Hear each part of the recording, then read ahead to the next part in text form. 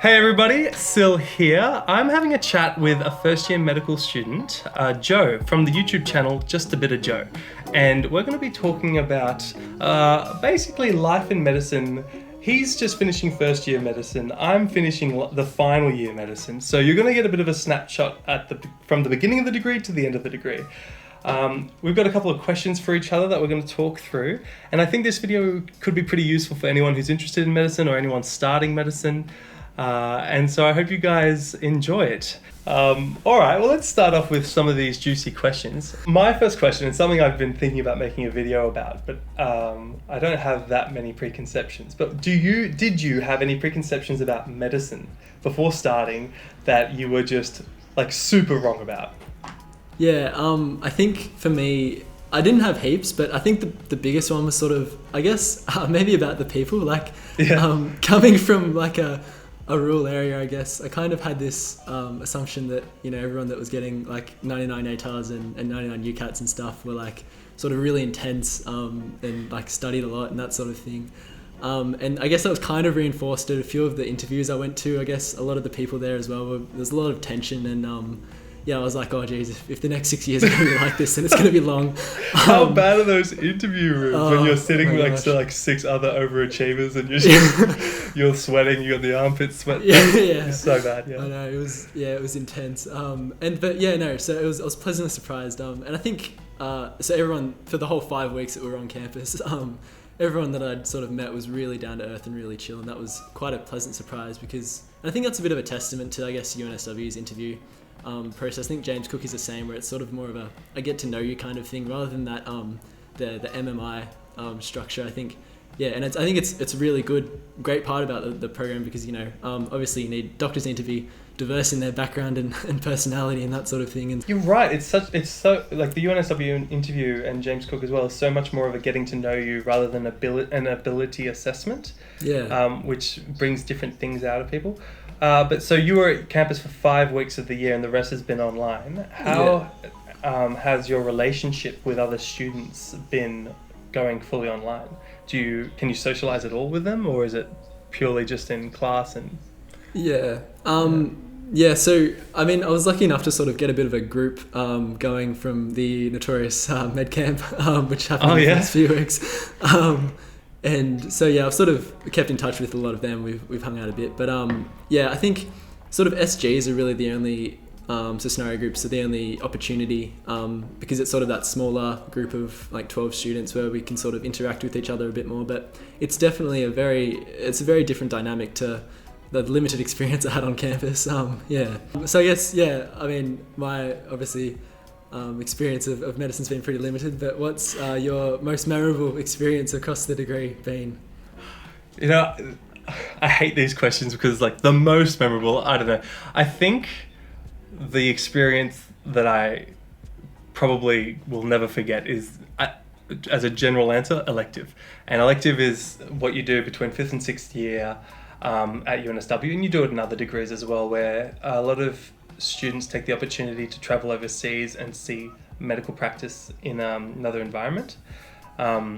But you don't need to go overseas to see wildly different practice. I mean, you're from rural Australia and like you can compare and contrast, you know, different population groups and healthcare practice just within one country, especially a country as big as Australia that fits 14 Frances. Anyway, I went to Tanzania and I went to a town called Moshi, and it was rough. Like the medicine was just nuts. We were doing basic life support and CPR and resuscitation often, like weekly.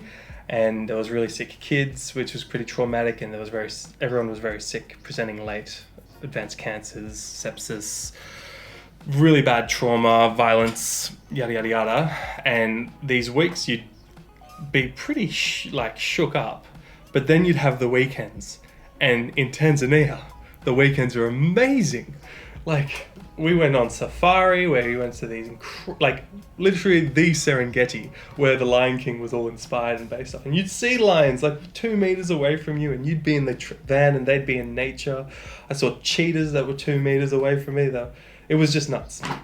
And then a very weird experience happened at the end of the whole placement. I wasn't sure if I was going to do it, but I decided to do the Kilimanjaro hike, which is like, how long was it? It was like 6 or 7 days of hiking. It's 5 days up to the top of hiking, and then you can come down in 2 days because of altitude and stuff. It's really quick to come down. But on the last day, you wake up at 11 p.m. the previous night, which is a bit weird. And so you wake up at 11 p.m, you go to bed, 9 p.m, so you don't really sleep. And you just feel like crap, so you're sleep deprived. Then there's obviously no oxygen, so you're oxygen deprived. And then you have to hike for 7 hours, so you use up all your energy. So you get into this incredibly vulnerable emotional state. And for me, this hike, which was 7 hours in pitch black with no oxygen, it was all horrible, and minus 20 degrees, right? So freezing. Everything sucked during this hike because it's not even pretty because it's all black. And for me, a whole conglomerate of my whole medical experience was coming together during this hike. I was kind of like on this, what's it called when you go on a religious hike, or like a pilgrimage. Pilgrimage. It was a pilgrimage. I was hiking up this mountain, like vertical mountain face, and it was a pilgrimage to all the medical suffering I had seen. And then I just got to the top of Kilimanjaro, like the highest point in Africa, and a really spectacular mountain because, I went to Nepal as well, and when you see the mountains in Nepal, when you see Everest, there's heaps of other mountains around it. So it's impressive, but everything else is impressive too. Kilimanjaro, it is flat as far as the eye can see, and then there's just Kilimanjaro, and it just whoosh. And so I got to the top, and like I got so emotional, I was tearing up, just like this weird conglomerate of emotions of all the pain that I had seen, yet all the beauty that I had seen, and it all coming together. And so I think I count that as a medical experience. That hike. Yeah, wow. Yeah. That's absolutely, that's incredible. Yeah, it was really incredible. But you also get really nice experiences as you become a senior student and you start working with medical teams, less as an observer, but more as a team member. And I really support any kind of medical students to try and become team members as soon as possible. And it's not hard. You just have to just be an active observer and try and witness all the things that you could do that the intern is doing. So if the intern is getting a chart, you could get a chart. So get the chart for the next patient. Like just be an active observer and start helping out.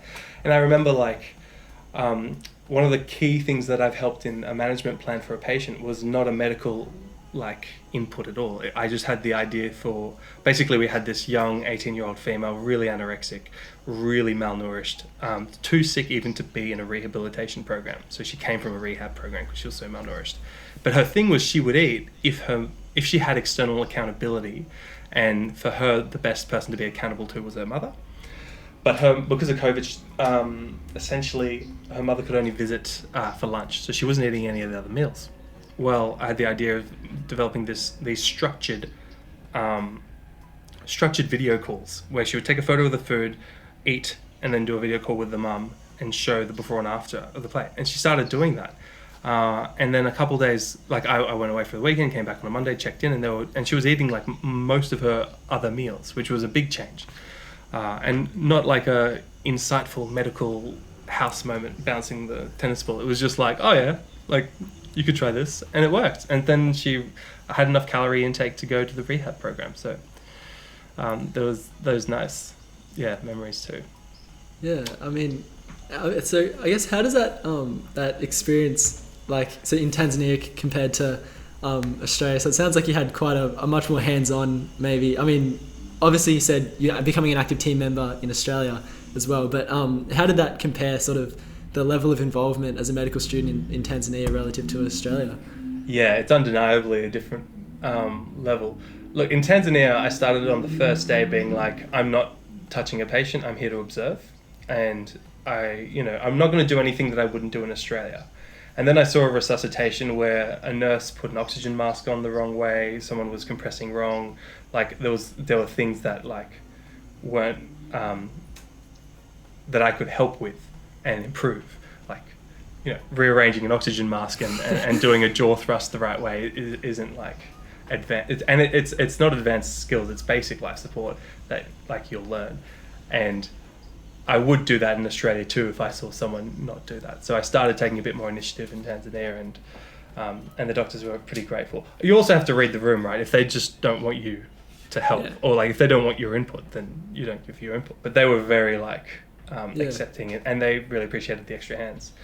But not all placements are like that. So you have to kind of, you can go on a surgical placement and just observe, or get more involved. It's really up to the student. Yeah. But I think there's a culture in Australia where medical students are more on the observer side rather than on the team member side, and that's because medical students have basically have exams that cover content that isn't clinical. So students want to leave early to study, which I did too, but I just think it's so shit because we should be on the wards and wanting to learn more on the wards, but we all sacrifice that time to focus on our clinical exams, which cover different content. Sorry, our academic exams, I should call them, which don't cover the clinical content that they should.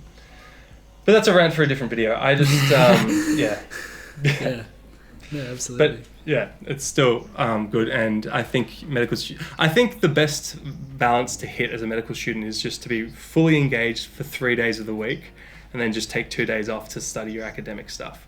And you can usually talk to your team about that and be like, look, I'm happy to do full days, like 3 or 4 days a week, but can you please give me a day off a week so that I can do all my studies so I don't have to leave early? And they might appreciate that. Or they might just say no, and that's fine. Yeah, no, fair enough. So you're on the tail end of first year, Joe. So what's been the big challenges of the year, and like how are you going to basically address them to not have those problems in second year? Because I think that's an important question for anyone starting medicine, because then they can learn from like your experience. You know what I mean? Yeah, absolutely. I guess there's sort of been 3, big challenges. So the first one, which I was definitely expecting, was the sort of volume of content. Like I knew it was going to be a lot, and the pace that it's thrown at you is much higher than high school for sure. But I think sort of to address that, I guess I'm getting better at learning, what's actually A, going to be maybe examinable, B, might be relevant when it's a bit more clinically focused, or C, just not examinable and probably not clinically relevant. And so I guess that's going to keep getting better as I do more sort of blocks of teaching. And I've definitely, like, for example, foundations was a lot less content, but it felt like the same because I didn't have that sort of radar for what's relevant and what's not. But now, even though it's more content, it feels the same as sort of, I guess, the first block, just because I've gotten better at identifying what's relevant and what's not. That's such a good point, Joe. I reckon the art of being a medical student is knowing what not to study. That's what because there's an infinite amount of content out there, and really to be a good doctor you don't need that much content. You need to be really resourceful. You need to know where to find the right information quickly, but you don't need to know it all, because if it's a Google search, then that's not like something that absolutely. It's that hard to find. And I guess on that note, what are some other things that you wish you sort of, not wish you knew in first year, but if you knew in first year, it would have made your life a bit easier come final year? There's a lot, man. I think I'm a experimenter, I guess. I've tried so many different study techniques, and so many different note-taking apps, and I went physical and electronic and Surface Pro, and I have notes that are just scattered all around the house, and I'm really chaotic. And I think finally now, after the 6 years, I finally kind of realized the way that works best for me. And it's not, and the saddest thing of it all is it's just the standard evidence-based best way to study practice, which is spaced repetition with active recall. So what that means, if you don't know, for the viewers, it's like, don't just take notes, okay? Don't write down ATP is the molecular currency of energy exchange in a cell, because you're going to write that note and you might remember it, but you might forget it. But if you write the note as a question, what is the molecule responsible for energy exchange in cellular, events or processes, then you actively have to recall the kind of poignant piece of information, which is ATP. And I just never did that until this second half of this year. And it's really helped. And it's really evidence-based, and I'll link to Ali Abdal. I'll put a card in the on the screen with some of his lectures that he does these talks with evidence-based study techniques, and they really help. So I think just explore all the different study techniques in first year to figure out what works for you, and then try and stick to it. Would be really my thing that I had wished I knew earlier. Just stuck to it.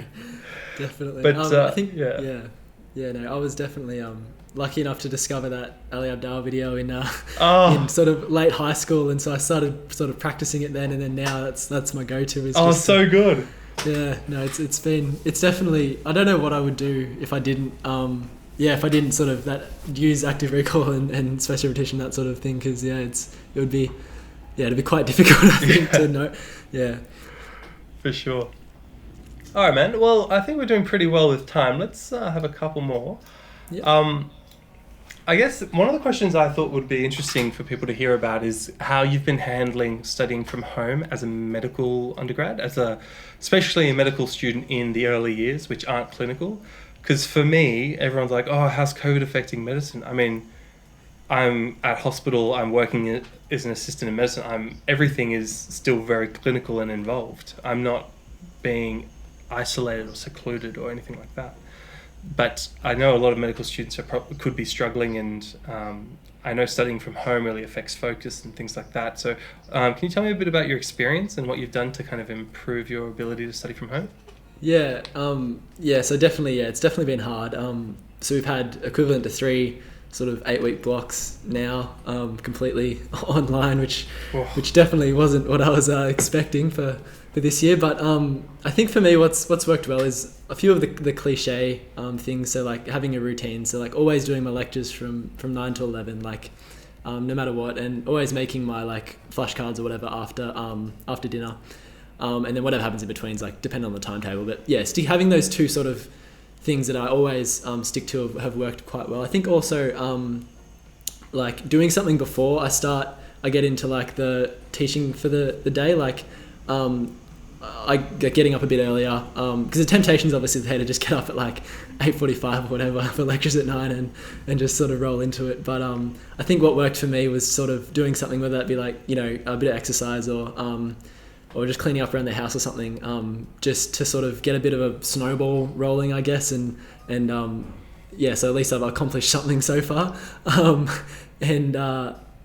guess having a clear goal. I mean, as much as because obviously these first 2 years, it's not really about what can I do to become a good doctor. It's what can I do to just pass my exam. So I think setting a clear goal of this is what I want to achieve at the end of the term. And I personally, for me, what works really well is just really committing myself to that goal and seeing I guess what I'm capable of. For me, what works really well is just committing to a goal and really challenging myself and seeing what I'm capable of. Because even though maybe getting some mark in the exam's not really a super relevant or important goal really, because everything's sort of pass fail really. But still I just enjoy, it gives me clarity and focus in those sort of, when things become a bit of a slog, it's this is what I sort of want to accomplish. So and there's nothing else I'd rather be doing. So sort of looking at the big picture as well and going, it's only 7 weeks. What else would I rather be doing? I like having, something to do. So that's what sort of worked for me, I guess, if that makes any sense. No, it does. I love that. I kind of think that work is play. The way that you can stay motivated in medicine is to find a way to make it feel like play for you, so that you enjoy doing it. So that, I don't believe in workaholic and workaholism, especially if you enjoy work. If you're doing 12-hour days and you hate your job, then that's a problem. But if you love what you're doing, if you're really stimulated by it, then it's so good. And so I think any method you can gamify medicine. So if you even just having a checklist of your lectures and ticking them off and having that kind of progress bar, even if it's on a piece of paper on the wall or whatever you want to use, gives you that sense that you're working towards something, and that can help with your motivation. I also cannot study if there's any mess in the room. So I definitely empathize with that point. I'm going to talk. Yeah, I'm pretty. I like to keep the workplace clean, and in my head, it's kind of like my what would you call it? It's my like, I'm doing it for the study God. It's my little prayer to the study God, like, oh, give me focus because my environment is now clean. I have done my prayer to you. I'm a pretty agnostic person, but I believe in the study God. Yeah, no, absolutely. Yeah, so gamifying is really helpful. Yeah. No. So I guess a question for you, and this may be a little bit controversial. We don't want to say anything too controversial, but how has your opinion of medicine changed across your your training so far?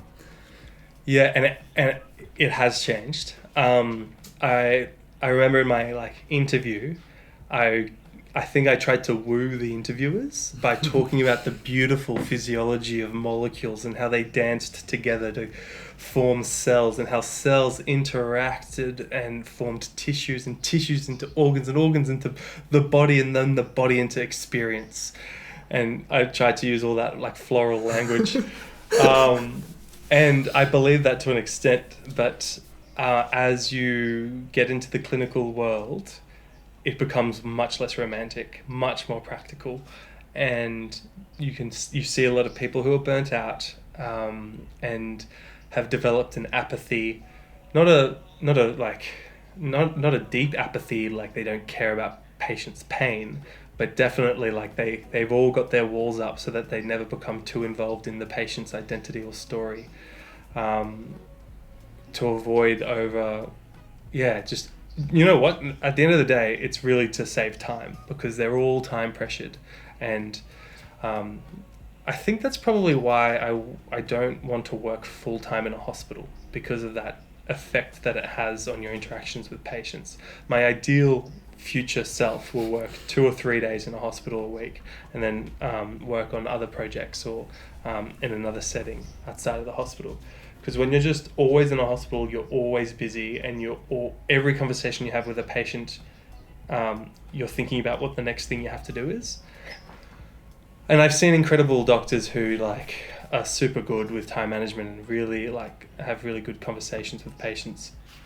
But that's unfortunately not the rule, I think. I think most of the time it's time pressured situations, and so you don't get that deep connection with patients, which is a shame. So I felt myself this year slowly becoming cynical, and I didn't become burnt out. I was just becoming cynical because other doctors were cynical. And now I've had a bit of time off, I kind of realized that that's what was happening to me. And I'm realizing how vulnerable I am to culture, as all humans probably are. But I have to really just be conscious that, okay, you can be polite and nice in the conversation, but just because the other doctor is talking about patients as if they're diseases, that's not who you are. So you don't have to agree or talk about them that way. They'll always talk about the frequent flyers in bed 12 with the hip fractures or yada yada yada. You'll hear people talk like that, and you're like, oh, that's not humanizing in healthcare. And especially where I've worked a lot in aged care the past couple of months, and you really need to humanize people, because there's a lot of people just, if someone has dementia, then they're just not seen as human from some staff, and that's really sad. So I'm coming back into that kind of romantic, reflective practitioner. And actually, I think that there's a huge space on YouTube and potentially even Twitch for reflective practitioners. And so I'm going to start doing some Twitch streaming and doing patient reflections and talking with other practitioners and things like that. But yeah, that's kind of been one of the big shifts. The kind of going from the academic first half of medicine to the practical second half of medicine. Yeah. And the kind of culture change there. Yeah. Okay. I definitely I agree with that about the space for being reflective practitioners and that sort of thing. As much as it's a bit of a meme in the first few years. A bit of a cliche. I see its value, man. I do. I know. I definitely agree with that. I think at the start of the very first block, I sort of realized that that's actually a pretty big focus of the course, and there's probably a reason for it. And so I started doing I guess weekly little reflections on guess what happened and what I've learned and sort of that sort of thing. I guess not only just to sort of keep track of, this is what I thought of when I was in first year, but I guess it's sort of good to I think it's a good process, and I think that would be really interesting is seeing people much further along in training and seeing what their thoughts are. That would be really cool. Yeah. Awesome, Joe. Well, I think we'll call it quits there because we're running out of data on our cameras. And if people enjoyed this conversation, please consider liking and subscriing to A Bit of Joe. Wait, what is it? Just a Bit of Joe. Just a Bit of Joe and Medico still. And you can catch our videos, our other videos. We might do more. If you want to see more, please leave a comment. But other than that, thank you so much for joining me this afternoon, Joe. No worries. It's been a pleasure. See you, mate.